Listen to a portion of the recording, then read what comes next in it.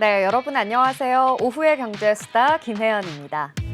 간밤에 뉴욕 증시 연일 엔비디아의 하락으로 혼조세로 마감을 했습니다.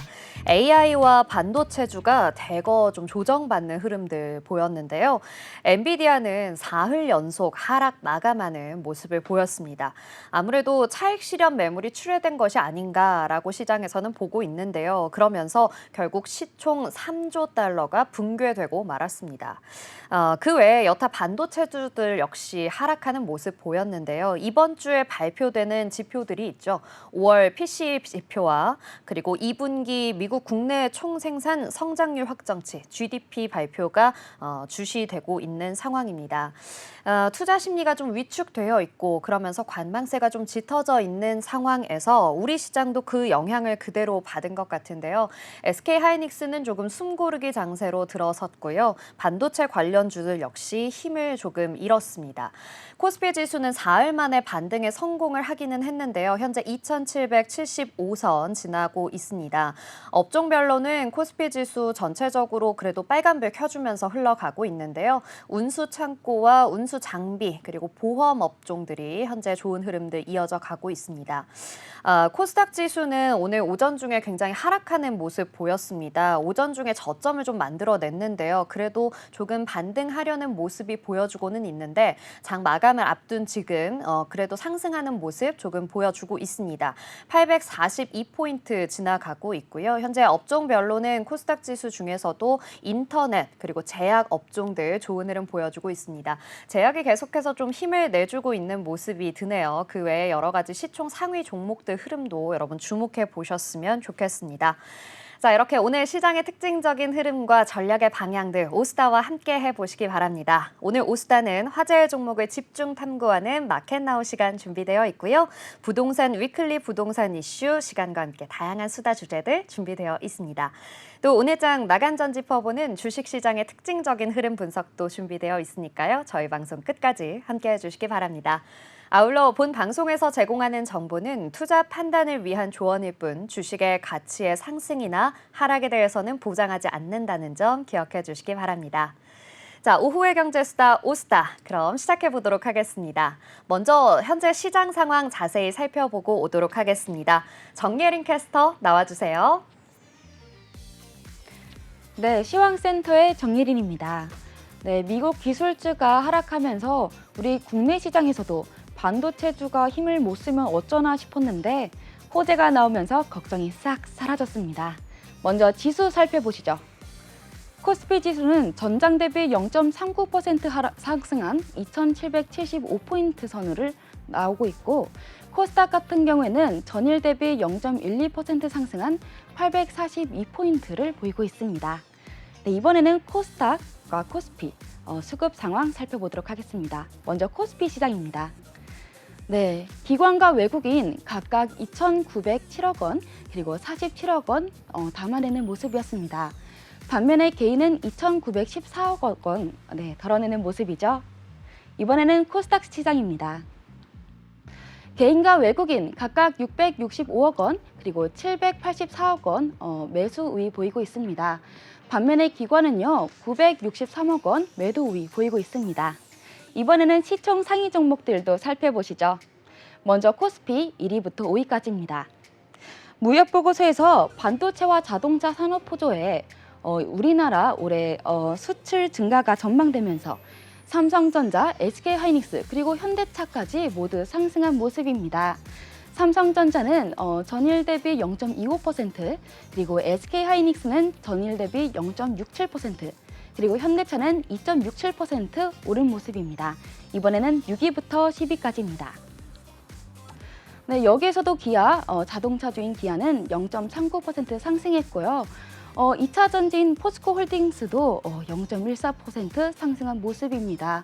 셀트리온 같은 경우에는요, 옴니클로라는 그 알레르기 신약이 나왔는데 그 신약이 식약처 허가를 획득했는데도 불구하고 0.11% 하락한 모습입니다. 이번에는 코스닥 시총 상위 종목들 살펴보시죠. 1위부터 5위까지입니다. 네, 여기에서도 2차 전지주 혼조세를 보이고 있는데요. 아무래도 미국 전기 자동차주가 혼조세를 보이고 있는 만큼 우리 국내 시장에서도 2차 전지주가 조금 혼조세를 보이고 있습니다. 에코프로 BM 그리고 에코프로 그리고 엔캠 모두 하락한 모습이죠. 각각 1.26% 그리고 0.44% 그리고 엔캠이 5.72%로 가장 큰 하락폭을 보이고 있습니다. 이번에는 6위부터 10위까지입니다.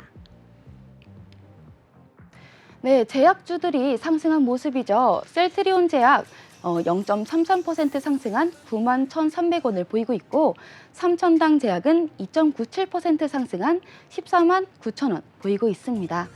아무래도 저번 주보다는 이번 주에 주요 일정들이 많은데요. 당장 내일만 해도 엔비디아 주총이랑 마이크론 실적 발표가 있습니다. 그리고 이어서 미 대선 TV 토론이나 PC 물가 지수가 있는데 저희와 함께 그런 중요한 일정들 확인해 보면서 저희와 함께 투자 전략 만들어 나가시길 바라겠습니다. 지금까지 시황센터 정예린이었습니다. 네, 잘 들어봤습니다. 우리 시장 오늘 시작하면서는 조금 부진한 모습이 아닐까라고 생각을 했는데 오후장 들어서면서 그래도 힘을 내어주고 있는 모습입니다. 코스피 지수와 코스닥 지수 모두 상승 흐름 이어나가고 있고요. 엔비디아의 하락 때문에 좀 불안하게 느껴졌던 SK 하이닉스도 오늘 장 후반으로 가면서 상승 흐름으로 전환해 주었습니다. 덕분에 한미반도체 역시 장 초반에 있었던 하락을 좀 회복하면서 현재 약보합권에서 움직여주고 있습니다. 자, 그렇다면 우리 시장 또 이런 내용들 말고 오늘 어떤 내용들이 우리 시장을 뜨겁게 달구고 있을지 정말 궁금해지는데요. 함께 좀 분석을 해보도록 하겠습니다. 오늘 함께 우리 시장을 분석해 주실 윤선영 아나운서 나와주셨습니다. 안녕하세요. 네, 안녕하세요. 네, 오늘 또 우리 시장에서 어떤 것들이 우리 시장을 아주 뜨겁게 들썩거리게 만들었는지 여러 가지 수다 주제 준비해 오셨다고 알고 있는데요. 첫 번째 주제 어떤 걸로 준비해 오셨을까요? 네, 오늘 첫 번째로 다뤄볼 이슈는요, 바로 JLK입니다. 자, 어제 JLK가 개발한 전립선암 AI 솔루션이 미국 FDA 승인을 받았다는 소식에 바로 상한가로 직행을 했었습니다. 자, 현재는 15,000원대에서 거래가 되고 있는데요. 오늘 오전장에는 13% 급등을 보이면서 18,000원 선까지도 터치를 했었습니다. 네, 그렇군요. 이 JLK 심지어 오늘은 이 KSEM, 즉 대한응급의학회 학술대회에 참가해서 뇌졸중 진단 인공지능 솔루션 기술력을 공개한다라는 소식도 전해졌습니다. 연일 좀 좋은 소식들이 이어져 오고 있는 가운데 JLK라는 기업이 좀 생소한 분들도 계실 것 같아요. 어떤 기업인지 좀 소개해 주시죠. 네, 저희 JLK 같은 경우는 의료 인공지능 분야에서 2019년에 최초로 코스닥에 상장된 기업입니다.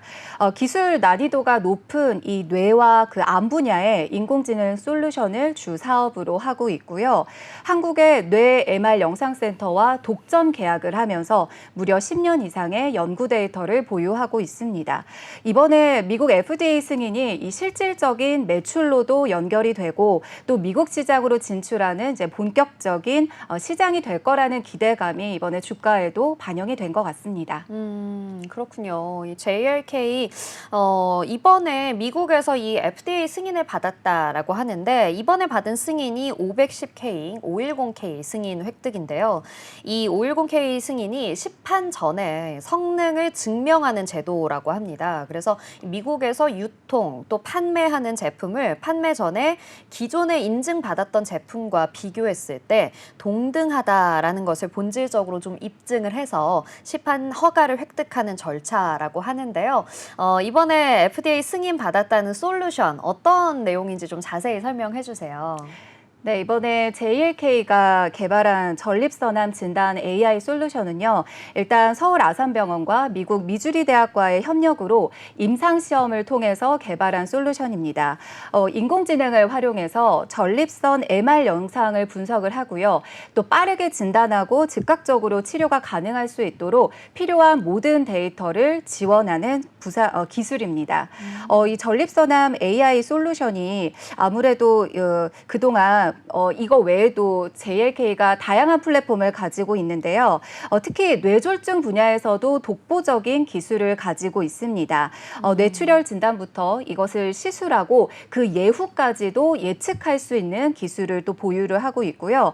그래서 이번에 FDA 승인을 시작으로요. 이 지금 AI 지금 전립선암 진단 솔루션 외에도 다양한 플랫폼들이 이제 미국 시장으로 더 진출할 수 있겠다라는 그런 기대감이 커지고 있습니다. 네, 정말 제약 바이오와 관련된 종목들 최근에 흐름이 정말 좋은 것 같습니다. 사실 얼마 전에 HAB에 좀 악재도 있기는 했지만 그래도 계속해서 우리의 제약 바이오 기업들이 이렇게 해외 시장으로 많이 진출하고 있다라는 좋은 소식들이 이어져 가고 있는데요. JLK도 그런 또 좋은 소식 중에 하나가 아닐까 싶습니다.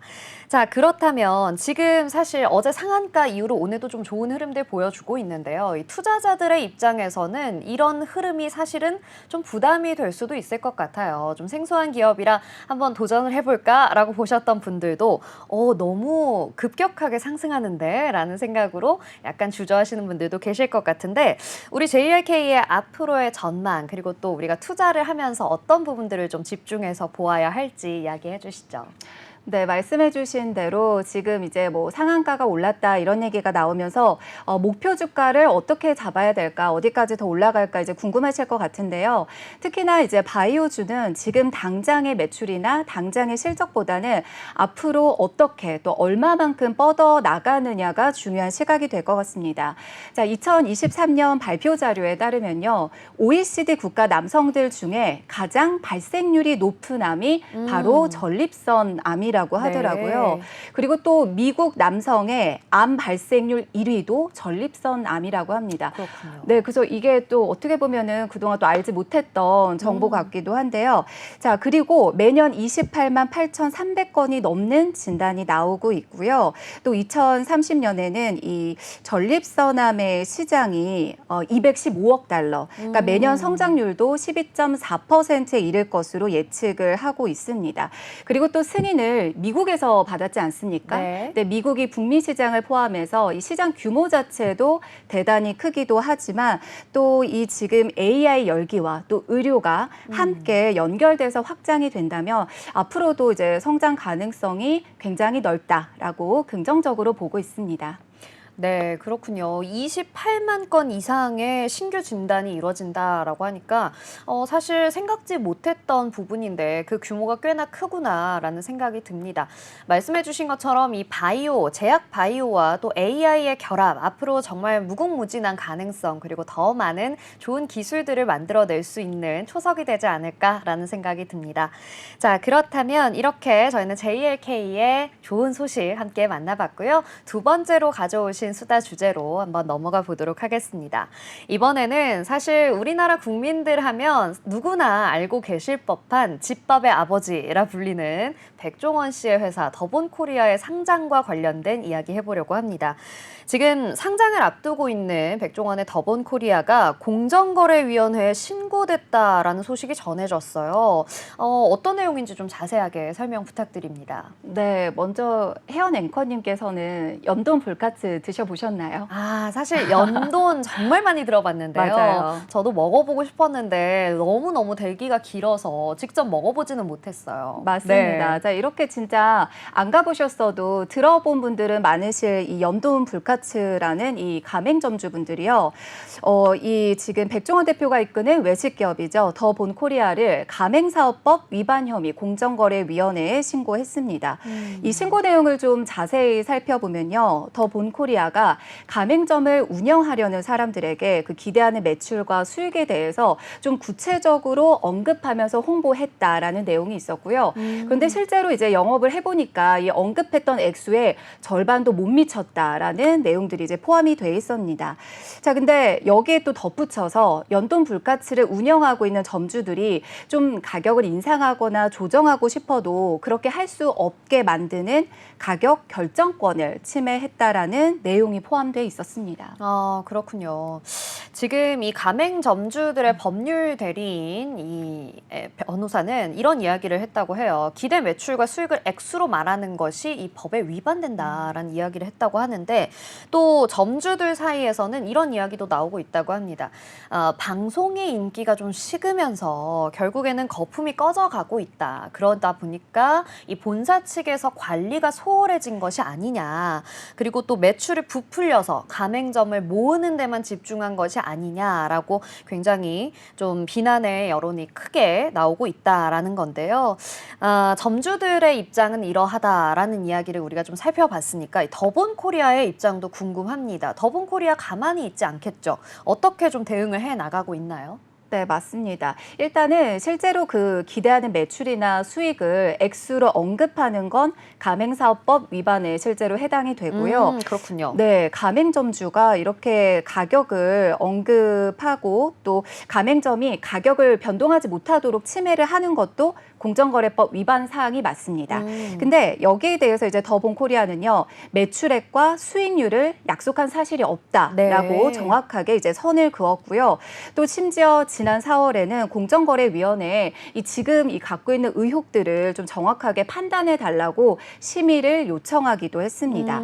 자, 또 여기에 덧붙여서 이슈가 되고 있는 게요. 지난 7월 달입니다. 얼마 안 됐는데요.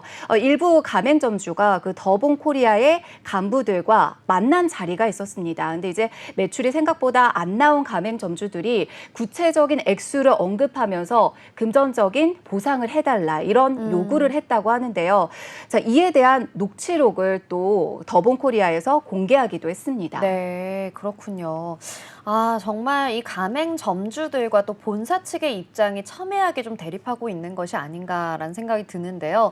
지금 뭐 가맹본부에서는 이렇게 얘기를 했다고 해요. 월 3천만 원 수준의 매출과 20에서 25%의 수익률을 보장하겠다라고 말했지만 실제로 장사를 해보니까 이 매출은 1,500만 원으로 절반에도 못 미쳤다라는 이야기를 마구 하고 있습니다.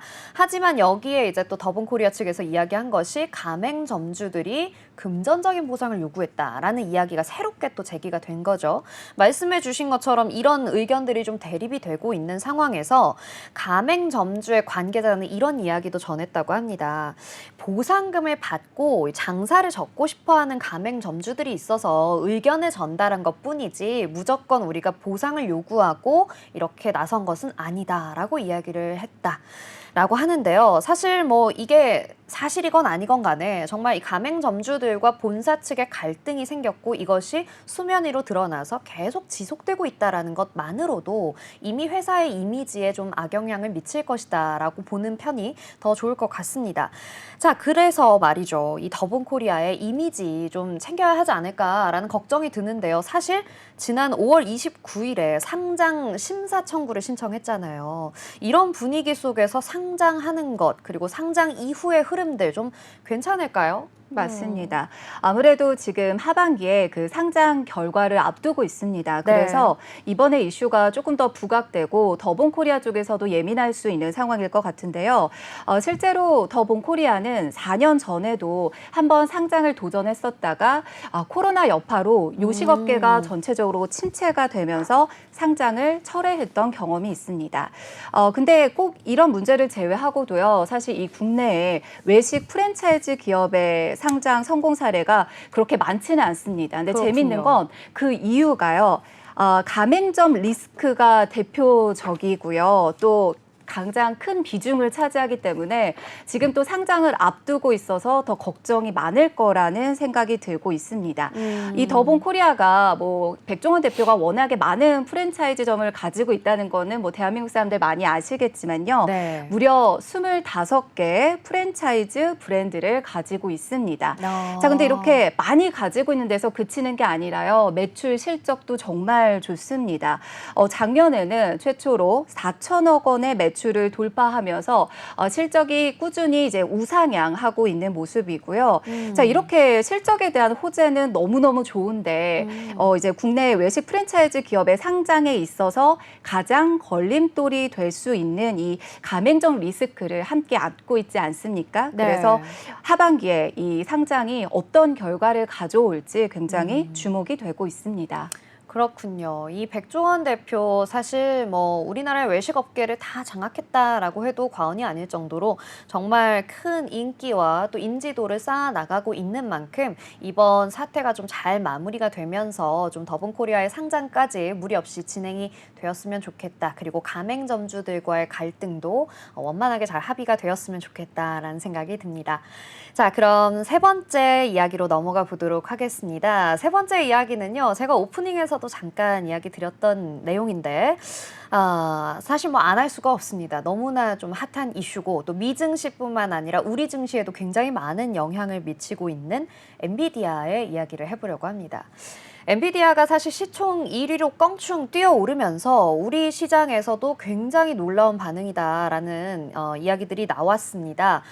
이렇게까지 성장을 한다고? 어디까지 올라가는 거야? 라는 이야기들이 나왔었는데 그 상승세가 무색하리만치 지금 4거래일 연속 하락세를 걷고 있거든요. 본격적으로 주가 조정에 진입한 것이 아니냐라는 이야기들까지 나오고 있는데 우리 시장에서는 이 엔비디아의 하락세가 SK하이닉스의 직격탄으로 다가왔습니다. 엔비디아와 SK하이닉스 좀 어떤 상황인가요? 네, 일단 말씀해 주신 대로 직격탄을 정확하게 맞은 것 같습니다. 네. 일단 AI 관련주와 관련해서요. 그동안 무섭게 올랐던 이제 주식들 다들 무섭게 떨어지고 있습니다. 시가총액 1위를 찍었던 엔비디아 다시 3거래일 연속으로 크게 하락하면서 시총 3위로 돌아온 모습이었고요. 네. 자, 이 AI 열풍으로 수혜를 봤던 주들이 전체적으로 좀 휘청였습니다. 기업들 대부분 좀 조정을 받고 있는 모습이고요. 자, 우리 시장에서는 대표적인 수혜주 바로 SK하이닉스죠. 특히 외국인의 순매도세로 힘이 많이 빠졌습니다. 오늘은 현재 22만 4천 원에 거래가 되고 있고요. 자, 이제 엔비디아가 특히 단 하루 만에 2,080억 원 달러가 하나로 우리 돈으로는 288조 원이 증발한 것으로 집계가 네. 됐고요. 그래서 이제 미국 증시에서는 시총 3천 달러가 넘는 기업이 다시 마이크로소프트와 애플 이렇게 두 곳만 남게 됐습니다. 그런데 엔비디아 같은 경우는요, 지난 4월에도 한번 크게 하락폭을 겪으면서 조정의 시기를 겪었던 적이 있습니다. 그리고 또 관련주인 SK하이닉스도 물론 엔비디아빨의 직격탄을 받기는 했지만 이 추월했던 현대차 그룹보다는 그래도 여전히 앞서고 있다라고 이런 상황을 보고 있습니다. 그렇군요. 사실 엔비디아가 정말 무섭게 상승을 했었고 심지어 월가에서는 이런 이야기도 나왔어요. 이 엔비디아의 상승세와 변동성이 정말 걷잡을 수 없이 예상할 수 없이 흘러가고 있어서 우리도 모르겠다. 어디까지 올라갈지 모르겠다라는 이야기까지 흘러나왔습니다. 그런데 지금은 또 이 주가가 가파르게 올랐다가 차익실현 매물이 출회된 것이 아니냐라는 의견과 함께 엔비디아의 버블이 있었다라는 이야기까지 흘러나오고 있는 거거든요. 이렇게 좀 급변하게 된 이유, 대체 왜 이렇게 엔비디아의 주가 오르락내리락 하는 걸까요? 맞습니다. 네. 일단 미국에서 미 증시의 바람이 저희 이제 시장에도 바로 닿은 것 같은데요. 일단 반도체 지수가 좀 전반적으로 하락했습니다. 필라델피아 반도체 지수도 2% 이상 빠지면서 뭐 그렇군요. SK하이닉스를 포함해서 우리 시장 시가총액 상위 종목들이 대부분 좀 움직이는 모습을 보여줬었죠.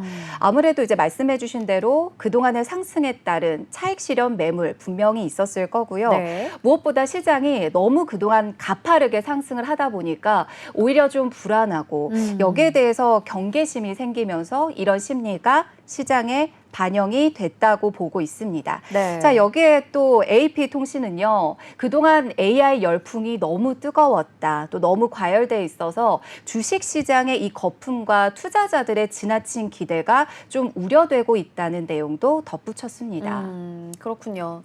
이 엔비디아에 대해서 CNBC는 이런 이야기를 또 내놓았습니다. 지난주 엔비디아가 세상에서 가장 시가총액이 높은 기업으로 올라섰지만 지난 3거래일간 주가가 13% 하락했다라고 보도를 하면서요.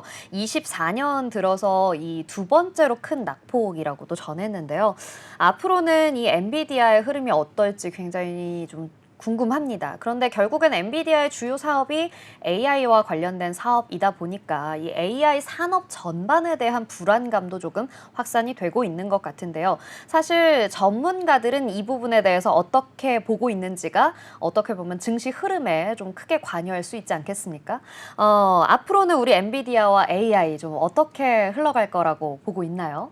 네, 지금 엔비디아는 좀 불안한 흐름을 보이고 있지만요. 아무래도 반도체나 AI 열풍은 쉽게 사라지지 않을 거다라는 게 대다수의 전망이고 예측입니다. 네. 그렇기 때문에 전문가들은요, 이 엔비디아를 여전히 긍정적으로 보고 있고요.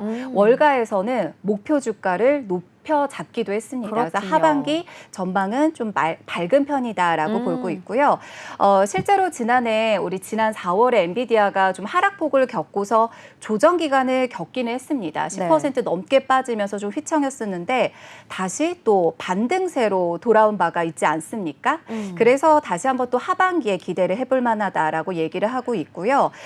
또 여기에 이번 주에 예정된 이슈들이 굉장히 많잖아요. 네. 뭐 일단 연방준비제도가 가장 주시하는 물가 지표부터 시작해서 주요 기업들의 뭐 실적 발표 그리고 트럼프 바이든의 토론까지 예정이 돼 있는데 그 중에서도 이 지금 가장 주목해야 되는 거는 마이크론의 실적 발표와 전망이 되겠습니다. 네. 지금 이 발표를 두고서 하락한 기술주들이 좀 반등할 수 있는 계기가 될지 아니면 더 가파르게 조정의 이 빌미를 갖게 될지 현재 좀 주목하고 있습니다. 네, 그렇군요. 이 엔비디아 상황들과 관련해서 이 하이타워의 스테파니 링크는 엔비디아의 주가 랠리가 종료된 것으로 보이지는 않는다. 그러나 최근 들어서 좀 큰 폭으로 상승을 했기 때문에 다른 리스크 대비 보상 비율이 좀 매력적인 기술주들이 주목받고 있는 상황이다라고 이야기를 또 전했습니다. 어쨌든 엔비디아의 이 잠시간의 숨고르기 너무 길지는 않을 것이다라고 시장에서는 좀 긍정적으로 보고 있으니까요. 너무 걱정하지 않으셔도 되겠다라는 이야기 드리고 싶습니다. 덕분에 SK하이닉스도 좀 숨고르기 장세로 들어갔는데 오늘은 그래도 좀 상승 흐름 보여주고 있습니다. 오늘은 0.67% 상승하면서 22만 원 선에서 현재 거래되고 있는데요. 역시 한미 반도체 역시 좀 조정받지 않을까라고 생각했는데 현재는 음봉이기는 하지만 그래도 나름대로 견조한 흐름 이어져 가고 있습니다.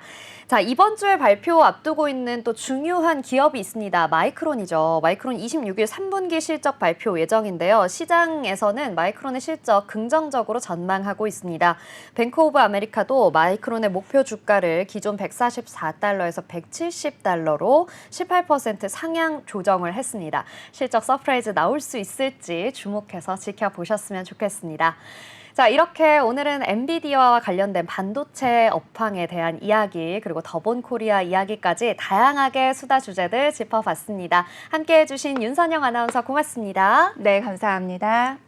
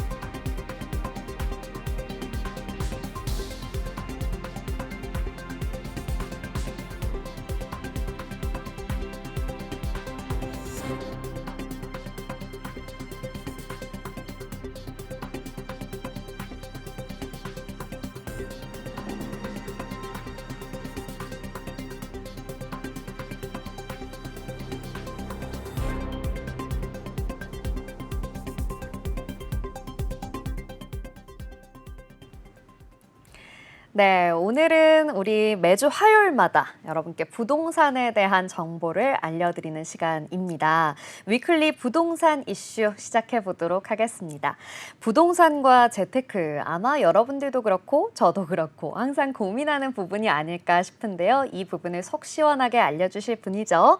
건국대학교 미래지식교육원 교수님, 우리 하정민 교수님 나와주셨습니다. 안녕하세요. 네, 안녕하세요. 네, 교수님, 오늘 또 두 번째 만남입니다. 네. 자, 오늘은 지난주에 또 정말 알기 쉽게 쏙쏙 알려주셨던 내용에 이어서 또 새로운 내용들 함께 이야기 나눠보려고 하는데요. 지난주 정부에서 저출생 특별 대책으로 이런 걸 내놓았습니다. 올해 초 시행된 신생아 특례 담보대출 요건을 완화하기로 이야기를 했는데요. 이 신생아 특례 대출, 사실 저도 이야기는 많이 들어보기는 했거든요. 네. 그런데 좀 자세하게 좀 살펴보고 정리해보지는 못했던 것 같아서 이 부분 좀 기본적으로 내용 좀 설명해 주시면 좋을 것 같습니다. 네, 23년 1월을 기준으로요. 네. 이제 신생아 태어난 지 2년 이내에 신생아가 있는 가족에게는 대출을 해주는 건데요. 9억 원 미만의 주택 최대 5억까지, 전세는 3억까지 대출이 가능한데요. 1.1%에서 최고 3%대까지 이 사이에서 대출을 해주는 겁니다. 네. 그래서 생애 최초 주택도 포함이 되고요. 1주택자도 가능합니다. 물론 총 부채 상환 비율이라든지 담보대출 비율이 이제 첫 주택일 경우에는 약 80% 그리고 이제 기존 1주택일 경우에는 70%까지 대출이 가능한 건데요.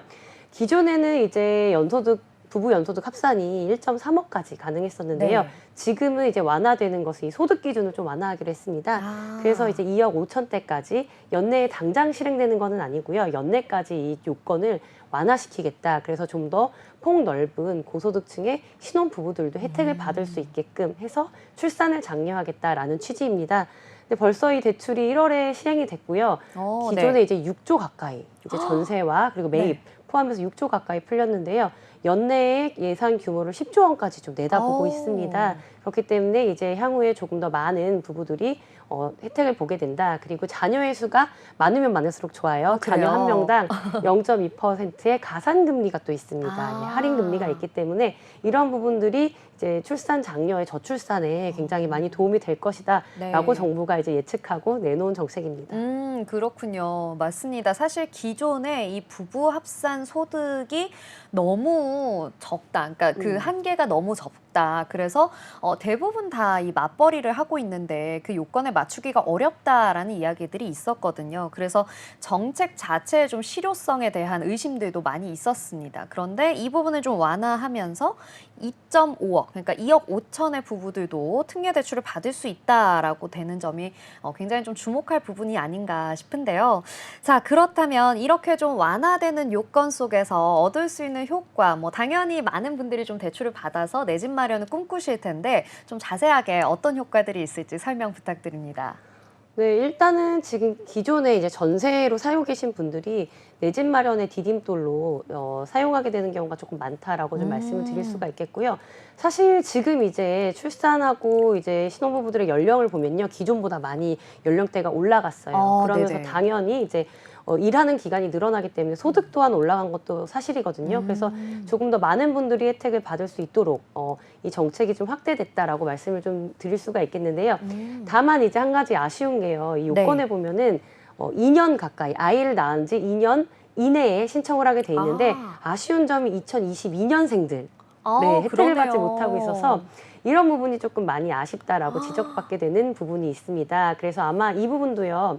소득 요건처럼 향후에는 좀 확대가 되지 않을까. 22년생들도 지금 청원을 넣고 있다. 그래요? 검토 중이라는 얘기가 있기 때문에 이런 부분이 괜찮을 것 같고요. 사실은 그런데 한켠에선 좀 우려의 목소리도 좀 있습니다. 네. 왜냐하면 기존에도요, 이제 전세자금 대출, 보금자리 론 같은 거 6억 미만의 이제 주택에 대해서 전세자금 이제 3억 5천까지 빌려준 이 제도를 했을 때도요, 그 금액대에 있는 물건들이 많이 소실되거나 소진되거나 가격이 올라가는 현상이 있었거든요. 네네네. 마찬가지로 지금 보게 되면은 이 신규로 매입되는 주택이 신혼부부들이 또 자녀를 가진 부부들이요, 첫 주택으로 매입하는 그 건수를 보면 벌써 4만 건이 넘었습니다. 그래요? 네, 그렇기 때문에 정책이 어느 정도는 이제 네. 활용하는 사람들에게는 파급력이 있다라고 좀 비춰지는데요.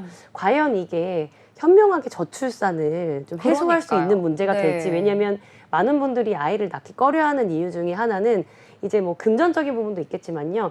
사실 이제 돌봄에 대한 서비스입니다. 그렇기 그렇죠. 때문에 네. 네, 거래 활성화를 위해서는 지금의 정책이 뭐 나쁘지 않고 혜택을 보는 사람들에게는 굉장히 좋지만 추가적으로 이제 저출산에 대해서 해결을 100% 이 뭐 특별 금리, 뭐 신생아 특별 대출이 해준다라고는 조금 보기가 어려운 부분이 조금 아쉽습니다. 맞습니다. 사실 뭐 부동산에 관련된 정책이라고 하면서 또 저출생의 해결책이다라고 이야기를 하고 있는데 교수님께서 말씀해주신 것처럼 단순히 이 집을 사는 것만 도와준다고 해서 저출생이 좀 해결될 수 있는 문제는 아닌 것 같거든요. 그래도 어쨌든 이렇게 계속해서 좀 요건이 완화되고 정책적으로 좀 도와줄 수 있는 부분들을 정부가 뒷받침해 나가는 이 추세 자체는 그래도 좋은 흐름으로 볼 수 있지 않을까라는 생각이 듭니다. 자, 그래서 이렇게 정부의 부동산 대책들을 보면요. 결국 이 저출생을 좀 해결해 보고자 하는 의견들이 좀 담겨 있는 것 같기는 해요. 결론적으로는 좀 전세를 폐지하겠다라는 그런 방향으로 가는 게 아닐까라고도 좀 보고 있는데 이 전세 제도가 국내에만 있는 거죠. 네, 교수님. 맞습니다. 네. 네. 그러니까 이 국내에만 있는 전세 제도 대체 앞으로 어떻게 흘러갈 것인지 그리고 이런 정책의 흐름 때문에 또 전세 제도에 좀 바뀌는 부분들이 있을까요? 어떻게 보시나요? 전망은? 사실 이제 전세제도 폐지에 대한 목소리는요. 네. 사실은 이제 22년도에 이제 빌라왕 사건이 이제 아, 일어나면서 그렇죠. 그런 네. 얘기가 많이 나왔습니다. 또 사실은 맞고요. 특이하게 우리나라에만 있는 제도입니다. 과거에는 이제 80년대에서는 오피스 건물도 전세제도가 있을 정말요? 정도로 네네네 오. 그랬습니다. 하지만 이제 지금 같은 경우에 이제 전세제도를 폐지를 외치는 게 맞냐라고 봤을 때는요. 조금 그 부분은 의구심이 좀 드는 게요. 지금 이제 금리가 굉장히 많이 높죠. 네. 예, 그렇기 때문에 뭐 전세자금 대출이라든지 뭐 월세를 내기에도 굉장히 많이 빠듯합니다. 게다가 많은 분들이 이 전세를 이용하는 이유는요. 사실 내가 내 집 마련을 하기까지 이제 목돈을 좀 만들고 돈을 좀 세이브하기 위해서 아끼기 위해서 하는 경우가 굉장히 또 많거든요. 혹은 내가 이제 외곽에 살고 있지만 상급지로 옮겨갈 때 이럴 때 많이 이용을 하게 되는 제도입니다. 그래서 전세 제도를 완전 폐지한다. 그 폐지의 목소리를 내는 건 조금 현실상 조금 불가능하겠네요. 위험하다라고 말씀을 좀 드릴 수 있겠고요. 다만 이를 악용해서 이제 전세 사기라든지 이런 부분이 없도록 우리가 좀 더 꼼꼼히 제도화해야 될 필요는 있다라고 말씀을 좀 드릴 수가 있겠습니다. 그래서 현재 같이 이제 금리가 조금 높거나 이런 경우에는 지금 뭐 사실 근데 전세 제도를 뭐 폐지안에 만에 얘기를 해도요. 네, 네. 이미 월세 가속화가 굉장히 그래요? 빠르게 왔죠. 네네. 전세를 얻으시는 분보다 리스크가 좀 있기 때문에 이미 월세 가속화 시장이 왔기 때문에 이것을 뭐 제도나 규제적으로 건드리는 것보다는요 자연스럽게 시장에 맡기는 것이 조금 더 바람직하지 않나라고 말씀을 좀 드리고 싶습니다. 그렇군요. 이 전세 제도를 뭐 폐지하겠다라는 의견으로 가는 것보다는 그래도 현재 상황들을 좀 지켜보면서 시장에 좀 맡겨두는 것도 좋은 방법일 수 있겠다라고 이야기를 해주셨습니다. 이 전세만 하면 사실 말씀해 주셨던 것처럼 빌라왕 이야기나 정말 하고 싶은 이야기가 너무 많은데 잠시 뒤로 좀 미뤄두고요. 오늘은 이 신생아 특례 대출에 대한 이야기를 조금 더 깊게 해보도록 하겠습니다. 이뿐만 아니라 사실 이렇게 신생아 특례 대출뿐만 아니라 이 고소득자들의 대출 기준 완화에 대해서 좀 여러 가지 정책들을 펼쳐나가고 있는데 사실 이것에 대한 의견이 좀 분분합니다. 아무래도 이해관계와 입장 차이가 서로 다 다른 부분들이 있기 때문일 텐데요. 어떤 의견들이 좀 있는지 궁금하고요. 그리고 이것의 장점과 단점 좀 면밀하게 좀 살펴주시면 좋을 것 같아요. 네, 일단은 저는 이제 혜택을 확대하는 것에 대해서 반대의 목소리가 있기는 합니다. 네네. 너무 고소득자들을 맞춰주는 게 아니냐. 왜냐하면 기존에 이제 뭐 대출 같은 경우에는 특례 대출 같은 경우에는 과거에는요 뭐 부부 합산 연소득이 7천에서 이것도 맞아요. 1억, 네. 1억 3천으로 올라갔는데 더 확대가 된다. 근데 저는 이것이 좀 혜택을 받으실 수 있는 분들이 조금 늘어나는 점에 있어서는 괜찮다라고 생각을 합니다. 왜냐하면 말씀드렸다시피요. 현재 이제 신혼부부들이 사실은 지금 뭐 결혼을 안 하고 그쵸 제도라든지 뭐 세금 때문에 뭐 혹은 내가 유주택자라서 혼인 신고를 안 하고 있고 또 아이를 못 낳고 맞아요. 있는데 엄청 그런 부분들도 많으시더라고요. 굉장히 많이 있어요. 어쨌든 간에 안심하고 정책적으로 혼인 신고를 하고 또 아이도 낳을 수 있도록 해주는 부분에 있어서는 굉장히 좀 긍정적이다라고 말씀을 좀 드릴 수가 있겠는데요. 사실 이제 이것도 이제 시즈널이라고 말씀을 좀 드리고 싶어요. 네, 신생아 특례 전세 자금 대출 같은 경우도요. 왜냐하면은 지금 이제 주담대 금리가요.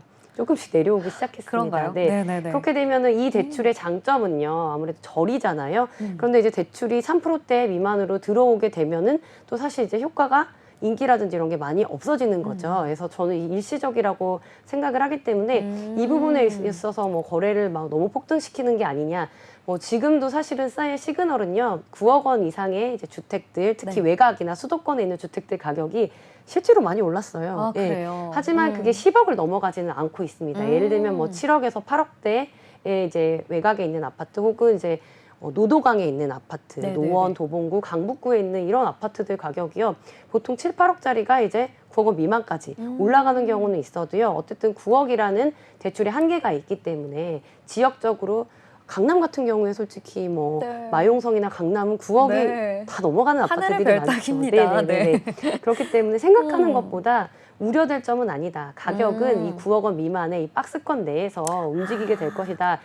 라고 판단을 하기 때문에 네. 그렇게 우려의 목소리는 크게 갖지 않아도 되겠다라고 저는 약간 찬성하는 입장이고요. 네네. 좀 더 많은 분들이 혜택을 받아서 정말 미약하나마 출산율에 조금 도움이 됐으면 하는 바람이 조금 더 크다라고 말씀을 좀 드리고 싶습니다. 네, 그렇군요.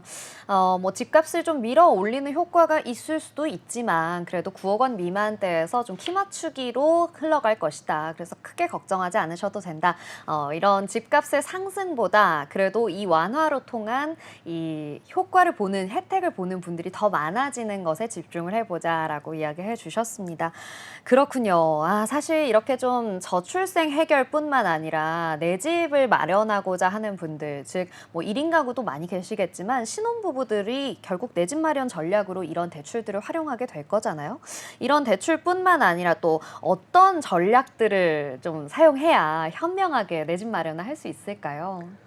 네, 뭐 제일 요새 제일 핫한 거는요. 네. 이제 뭐 청약 시장이지만요. 사실 네. 이제 신혼부부들이 청약 너무 가점을 힘듭니다. 높여서 네. 청약을 한다. 네, 어렵거든요. 맞아요. 왜냐하면은 아무래도 이제 통장의 보유 기간이라든지 이런 것도 있어야 되고 또 경쟁률도 굉장히 많이 높기 때문에 그렇죠. 제가 아까 전세가 없어지면 안 된다고 얘기했는데 네네네. 사실 내 집을 마련한다. 거주와 투자를 좀 분리하는 것도 굉장히 좋은 방법이 될 것 같습니다. 네, 내가 가고 싶은 동네, 살고 싶은 동네에 전세를 끼고 갭 투자를 뭐 권장하는 건 네. 아니지만요. 현실적인 방법으로요. 그렇게 네. 해서 돈을 좀 모아놨다가 네, 하급지 살다가 상급지로 올라가는 경우 또 하급지, 상급지가 또 시청자 여러분들 듣기에 조금 그런 좀 부정적인 의미로 들리실 수도 있겠지만요. 네, 직주 근접으로 좀 고치겠습니다. 네. 네. 직주 근접의 위치가 좋은 지역에 갈 때는 아무래도 목돈이 많이 들어가잖아요. 그래서 이런 전세를 낀 갭 투자를 활용해 보는 것도 나쁘지는 않겠다라는 생각이 들어요. 청약은 너무 어렵고 지금 아파트 가격이 또 특히나 이제 뭐 8억대에 있는 것들이 9억 원으로 좀 많이 움직이고 있거든요. 박스권 내에서 이렇게 보면 차라리 이제 수도권 지역에 아직 가격이 올라가지 네. 않고 거품이 끼어 있지 않은 지역을 좀 살펴보시는 게 좋겠다라고 말씀을 드리고 싶고요. 특히 연내와 내년 같은 경우에는요, 신혼부부라든지 그리고 이제 출산 가정에 대해서 이 특별 공급을 확대하겠다라고 얘기를 했어요. 기존에 이제 7만 호 있던 것을 12만 호까지 좀 많이 확대를 할 늘렸네요. 예정이기 때문에 이러한 정부 정책이라든지 이런 부분을 조금 꼼꼼히 눈여겨 보셨다가 이제 내 집 마련을 하시면 굉장히 좋겠다라고 말씀을 좀 드리고 싶습니다. 네, 우리 신혼부부들 또 거주와 투자를 좀 구분해서 생각을 해보자라는 이야기 해주셨습니다. 아무래도 이 직주 근접한 주택들 우리가 좀 빨리 바로 접근하기 좀 어려울 수 있으니까 우리가 투자의 목적으로 또 시선을 돌려보는 것도 도움이 될 수 있겠다라는 이야기 해주셨는데요. 이 최근 신혼부부들이 결국에는 뭐 전세든 주택 매매든 어쨌든 집을 구해야 하지 않겠습니까? 네. 그래서 좀 여기저기 많이 좀 다양한 지역을 찾아보고 있는 것 같은데 우리 신혼부부들의 주택 매입 트렌드 그리고 좀 떠오르고 있는 지역은 어디가 있을까요? 아무래도 이제 뭐 신혼부부들은요 신도시 쪽을 선호하는 그렇죠. 경향이 네. 많이 있습니다. 왜냐하면 새 아파트들이 들어와 있고요. 그리고 또 아이를 키우거나 같은 또래 신혼부부들이 굉장히 많이 있고 혜택도 굉장히 많이 있잖아요. 네네. 임대주택이라든지 이런 부분도 있기 때문에 이런 수도권 내에 있는 신규로 주택이 들어오는 지역들, 공급이 되는 지역들 같은 경우에 또 장점이 있습니다. 물량이 많이 나오는 지역 같은 경우에는요. 여러분들 꼭 한번 좀 꼼꼼히 체크해 보셔야 될 게 일시적으로 물량이 많이 있는 지역은 임대가라든지 매매가가 소폭 네, 입주 시기에 조금 저렴하게 조정이 되는 경우들이 간혹 있습니다. 네. 그렇기 때문에 내가 기존에 봐왔던 지역인데 이 지역에 물량이 많이 있을 예정이다. 뭐 입주 시즌이 다가왔다. 이런 경우에 가끔 이렇게 하락되는 매물이 나오는 경우가 있으니까요. 이런 부분을 좀 꼼꼼히 좀 체크해서 또 눈여겨보시는 것도 굉장히 많이 도움이 된다라고 말씀을 좀 드리고 싶고요. 말씀드렸다시피 이제 기존에 가장 인기가 있었던 뭐 노도강이라든지 수도권 지역 같은 경우에 이런 뭐 신생아 특례 대출이라든지 각종 다양한 이유로요. 지금 조금씩 가격이 조금 올라가고 있습니다. 그래요? 그렇기 때문에 어허. 여러분들이 이제 각종 지표들을 좀 보면서 네. 눈여겨보면서 아직 가격이 오르지 않은 지역 혹은 향후에 살기 좋아질 지역 같은 경우를 좀 눈여겨보시는 것도 굉장히 많이 좋겠다라고 말씀을 드리고 싶고요. 특히나 이제 모든 지역에서 이런 현상이 일어나는 것도 아니거든요. 그래요? 네, 소외가 되는 지역들도 있고 강북구 같은 경우에도 미아라든지 이런 데 이미 공급이 좀 많았던 윗지역들 같은 경우에는 아직 가격이 올라가지 않은 지역들이 있습니다. 또 하나 특히나 이제 세대수가 적은 아파트 같은 경우 나홀로 네네. 아파트 같은 경우도요. 시세의 영향을 조금 덜 받는 경향이 있기 때문에 세대수가 600세대 미만의 뭐 한두 동짜리 혹은 뭐 100세대 미만의 나홀로 아파트 이런 부분을 또 꼼꼼히 찾아보시는 것도 괜찮은 방법이다라고 말씀을 좀 드리고 싶습니다. 아, 그렇군요. 우리 교수님 이야기 들어보니까 사실 나홀로 아파트 이런 것들은 전혀 생각지 못했던 부분인데 이런 것들도 여러분이 좀 꼼꼼하게 체크해 보시면 좋지 않을까라는 생각이 듭니다.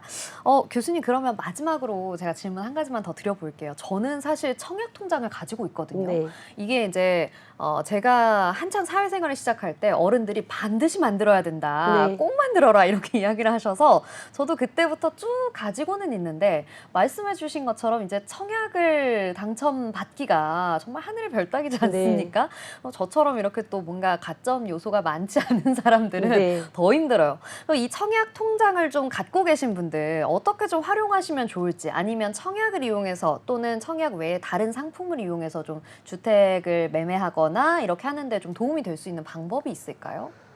네, 사실 최근에 로또 청약 나왔던 것들이요. 네. 물론 청약 그 강남, 반포 일부 지역 같은 데에서는 만점짜리 통장이 나오기도 정말요? 했었죠. 네. 네, 만점, 가점짜리 통장들이 나오기도 했습니다. 그렇기 때문에 더더욱이 사회초년생들 같은 경우에는요.